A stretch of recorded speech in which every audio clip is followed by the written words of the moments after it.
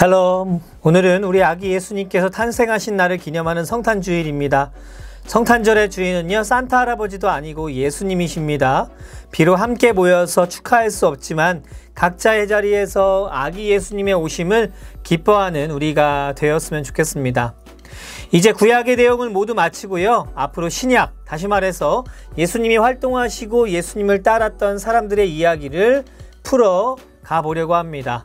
앞으로 75주간요 신약의 내용들을 살펴볼 텐데요, 끝까지 잘 따라와 준다면 성경의 전체적인 흐름을요 이해하기에 도움이 되리라 생각됩니다.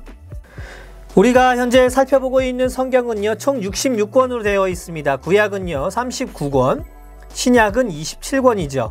그 중에요 구약의 마지막 책이 말라기라고 말씀드렸습니다. 지난주 하나님께서는요 말라기 선지자 이후 무려 400년이라는 시간 동안 침묵하셨다라고 이야기 드렸어요. 신약과 구약은요 한 장 차이밖에 나지 않지만 그 한 장 속에는요 무려 400년의 시간의 흐름이 있는 것이죠. 구약과 신약은요 뗄래야 뗄 수 없는 관계를 지니고 있습니다. 마치 아빠와 엄마를 나눌 수 없든 말이죠. 구약은요 오실 예수님에 대해서 암묵적으로 반복해서 이야기를 하고 있는 책입니다. 여러분 혹시 기억이 날까요? 이스라엘의 초대왕 사울을 말이죠. 사울 왕이 있기 전에요 사사시대를 대표하는 유명한 구절이 하나 있는데요, 함께 살펴보겠습니다. 사사기 17장 6절. 그때에는 이스라엘에 왕이 없으므로 사람마다 자기 소견에 옳은 대로 행하였더라. 여러분, 사사기 시대 주변 나라에는요 왕들이 있었습니다. 그런데 이스라엘에는요 왕이 없었고 백성들은요 왕이 없었기에 자기 생각에 옳은 대로 행동했어요. 그리고 그들은 왕을 달라고 하나님께 요구했습니다. 그렇지만 이스라엘 백성들이 잊고 있었던 분명한 사실이 있었어요. 바로 이스라엘의 진짜 왕은 하나님이시라는 것을 말이죠. 생각해 보세요. 하나님께서 지은 사람이 완전할까요? 아니면 태초부터 계신 왕이신 하나님이 완전하실까요? 이것은요 물어볼 필요도 없이 당연히 하나님이신 것이죠. 하지만 이스라엘은요 끝까지 왕을 요구했고요, 하나님은 끝내 그들의 간구를 들으십니다. 그리고 이스라엘의 초대 왕으로 사울 왕을 세우신 것이죠. 그렇다면 백성이 요구하여 세워진 이스라엘의 왕들은 과연 백성들을 잘 통치했을까요? 결과론적으로 말하면 그렇지 않았다는 것을 우리는 알 수 있습니다. 이스라엘 나라가 세워지고요, 완전한 왕은 하나도 없었어요. 나라가 분열되고, 다시 말해서 둘로 나뉘어지고, 남유다와 북이스라엘에는요 20명과 19명의 왕이 세워졌습니다. 그 중에 남유다의 선한 왕이라고 불리는 사람은요 8명뿐이 되지 않았고요, 북이스라엘은 한 명도 선한 왕이 없었습니다. 여기에서 말하는 선함의 기준은요 하나님의 말씀을 잘 따르고 순종한 왕을 의미합니다. 선한 왕으로 여겨졌던 8명의 왕도요 결국은 인간의 근본적인 문제를 해결해 주지는 못했습니다. 바로 죄에 관한 문제였던 것이죠. 구약 전체의 맥락을 살펴보면요 반복되는 흐름이 있습니다. 바로 사람들은 죄를 짓고 하나님은 죄에 대해서 책망하시고 고통이 찾아옵니다.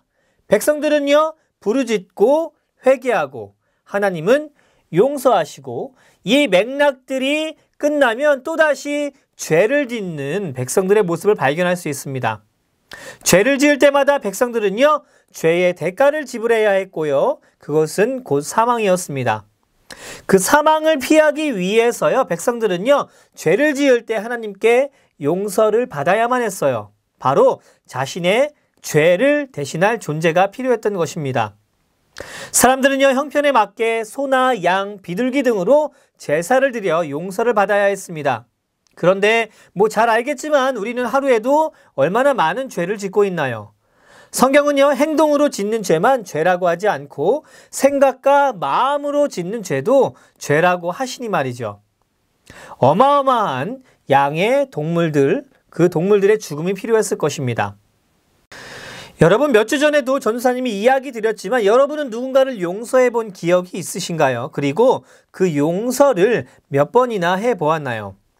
똑같은 죄를 짓고 그 죄를 용서해주고 이러한 것들이 반복하다 보면요, 서로에게 불신이 찾아옵니다. 바로 신뢰가 깨어진다는 것이에요. 용서를 해준 사람은요, 이 사람이 또 같은 죄로 나를 아프게 하지 않을까 염려하게 됩니다. 그리고 용서를 받은 사람은 또 어떨까요? 내가 죄를 지었는데 다음에 또 죄를 지어서 상대방의 실망감을 안겨주는 것은 아닐까 하는 생각에 빠져드는 것이죠. 죄는요, 이렇게 용서를 하는 사람도 용서를 받는 사람도 정말 힘들게 합니다. 그런데 문제는요, 인간은 죄에 대해서 민감하지 않다라는 것이에요. 같은 죄를 반복하는 이스라엘 백성들의 모습을 볼 때 인간은 참 나약한 존재임을 깨닫게 됩니다. 그래서 우리에게는요, 완전한 존재가 필요한 것입니다. 여러분 혹시 한여름에 태양을 본 적이 있나요? 태양은요, 삶에서 정말 필요합니다. 태양빛을 잘 받아야만 건강해지고요, 많은 유익을 가져다 줍니다. 태양은요, 하루만 비치고 끝나지 않습니다. 계속 비치는 것이죠. 그런데 때론 태양이 가리워진 것과 같은 느낌으로 다가올 때가 있습니다. 바로 먹구름이 태양을 덮어버릴 때예요. 우리는 그때요, 태양이 나를 비치고 있지 않다고 느끼곤 합니다. 그렇지만 그것은요, 사실이 아닌 느낌일 뿐이죠. 태양은 언제나 어디서나 우리를 비추고 있습니다. 동일하게 떠오르고 지는 것이에요. 아니, 엄밀히 말해서 지구가 돌기 때문에요, 태양이 뜨고 지는 것처럼 느껴지는 것이지, 밝은 태양은요, 늘 같은 자리에서 지구를 비추고 있습니다. 여러분, 우리를 향한 하나님의 사랑이 이와 같습니다. 죄의 먹구름이요, 우리에게 다가와서 우리를 휩싸지만 여전히 따뜻하고 밝은 하나님의 빛은요, 우리를 비추고 있다는 것이에요. 그 빛은요, 어두워진 우리의 삶을 비추고 그 빛으로 우리는 많은 유익을 얻게 되는 것이죠. 하나님께서는요, 이스라엘 백성뿐만이 아닌 우리를 선택하셨고 하나님의 자녀 삼아 주셨습니다. 한 번 자녀된 자들은요, 평생 자녀인 것이에요. 불량품이고 죄로 인해서 상처가 있다고 해서 버리지 않는 것입니다. 오히려 상처 입고 불완전한 우리를 완성품으로 만들어 가시도록 하나님은 도울 자를 우리에게 보내주셨습니다. 그분이 바로 이 땅에 오신 예수님이신 것이죠. 말라기 3장 17절에서 18절은 이렇게 이야기하고 있습니다. 만군의 여호와가 이르노라, 나는 내가 정한 날에 그들을 나의 특별한 소유로 삼을 것이요, 또 사람이 자기를 섬기는 아들을 아낀같이 내가 그들을 아끼리니, 그때에 너희가 돌아와서 의인과 악인을 분별하고 하나님을 섬기는 자와 섬기지 아니하는 자를 분별하리라. 여러분, 우리는요, 모두 하나님 앞에서 죄인입니다. 어김없이 죄의 형벌로 죽어야만 하는 것이었어요. 하지만 하나님은 우리가 죄로 죽는 것을 원치 않으셨습니다. 그래서 그 죄에서 돌이켜 하나님께로 돌아오도록 예수님을 이 땅 가운데 보내신 것이죠. 예수님의 탄생을 축하받아 마땅한 것이지만요, 좀 심하게 말해서 예수님은요, 이 땅에 오신 이유가 죽기 위해 오셨다 해도 과언이 아닐 것입니다.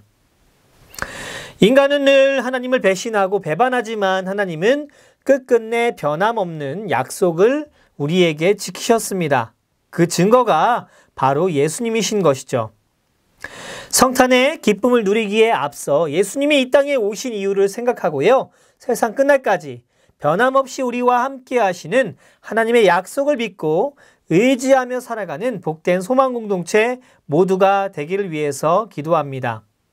변함없는 태양과 같이 우리를 늘 비추시고 계시는 하나님의 따스하심을 날마다 경험하며 살아가는 우리가 되었으면 좋겠고요.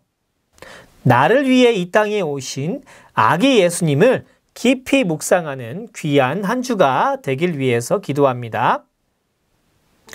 함께 기도하겠습니다.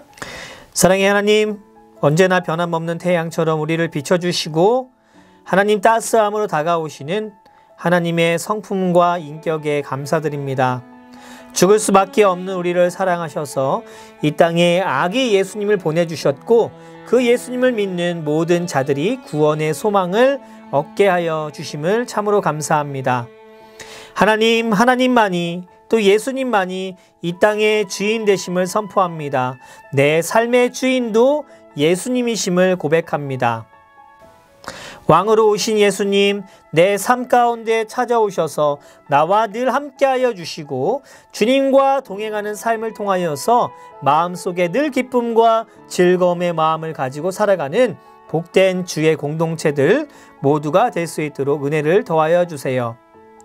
코로나의 어려움이 우리를 그리스도의 사랑에서 끊을 수 없음을 고백하게 하여 주시고 어떠한 자리에 있든지 어떠한 곳에 있든지 하나님의 자녀로서에 대한 깊은 자존감을 가지고 살아가는 복된 주의 백성들 모두가 되도록 은혜를 더하여 주세요. 우리의 삶 가운데 소망으로 다가오신 예수님의 이름을 높여드리며 이 모든 말씀 예수님의 이름으로 기도드렸습니다.